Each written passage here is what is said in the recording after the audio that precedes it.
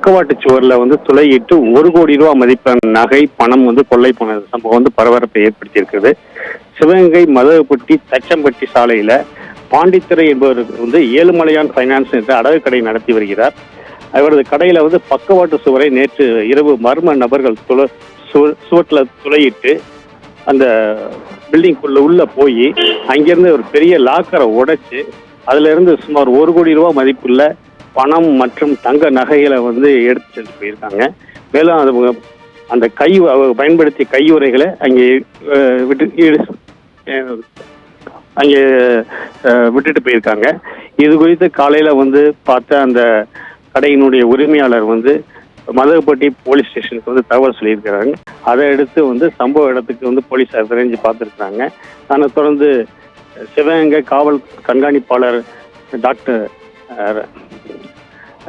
ரமேஷ் டோங்கரே அவர் வந்து சம்பவ இடத்துல ஆய்வு பண்ணி மோப்பன் ஆய்வு உதவியுடன் கைநியக நிபுணர்லாம் சம்பவ இடத்துக்கு வந்து ஆய்வு பண்ணியிருக்கிறாங்க. இது குறித்து 7 தனிப்படை போலீஸார் வந்து அமைக்கப்பட்டு அந்த போலீஸ் வந்து விசாரணை மேற்கொண்டு வருகிறாங்க. மேலும் இந்த சம்பவம் வந்து சிவகங்கை மாவட்டத்தில் பெரும் பரபரப்பை ஏற்படுத்தியிருக்கிறது.